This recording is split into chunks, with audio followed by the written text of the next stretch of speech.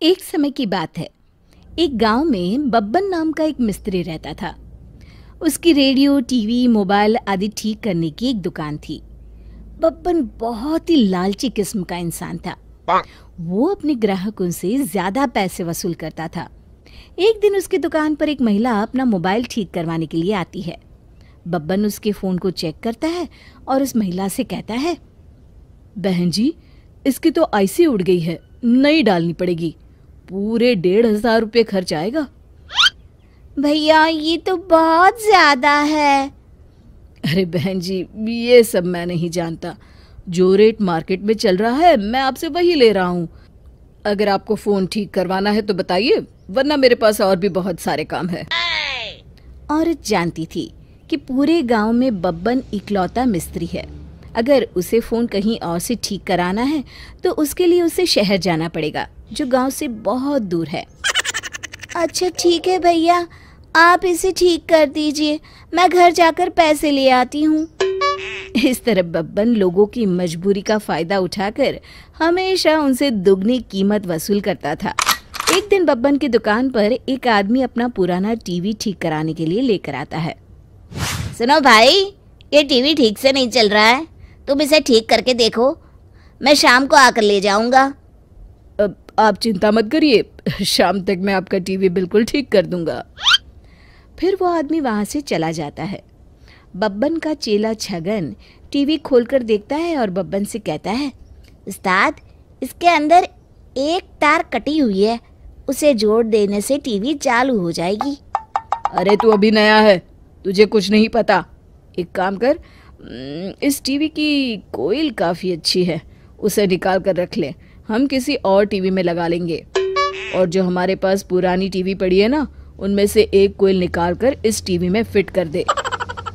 छगन बिल्कुल वैसा ही करता है। फिर शाम को जब वो ग्राहक अपना टीवी लेने बब्बन की दुकान पर आता है तो बब्बन उसे लंबी चौड़ी लिस्ट पकड़ा देता है।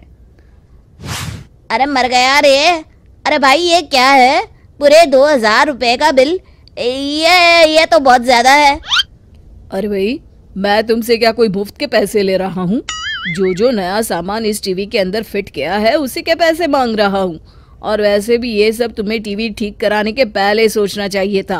अब मेरा वक्त बर्बाद मत करो, जल्दी से पैसे निकालो और अपना टीवी लेकर यहाँ से जाओ, मुझे और भी बहुत काम है।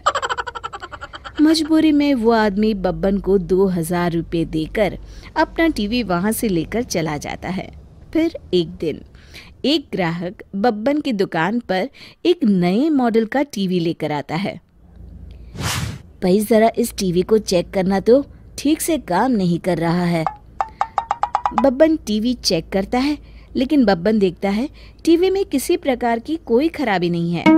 फिर वो झूठ मूठ ग्राहक से कहता है, अरे साहब, ये तो कोई विदेशी कंपनी का टीवी लगता है, इसे बनाना तो काफ़ी महंगा पड़ेगा। इसमें लगने वाले सामान मुझे शहर से खरीद कर लाने पड़ेंगे, कम से कम 4,000 रुपये खर्च आएगा। ग्राहक घबरा कर कहता है, अरे नहीं नहीं, 4,000 तो बहुत ज़्यादा है, इतने रुपए देकर मैं इसे ठीक नहीं करा सकता। इससे अच्छा तो होगा कि मैं इसे बेच दूँ। ये सुनकर बब्बन के मन में लालच आ जाता है और उस ग्राहक से कहता है, आप एक काम करिए, इस टीवी को मुझे बेच दीजिए, मैं आपको इस टीवी के 2,000 रुपये दूंगा।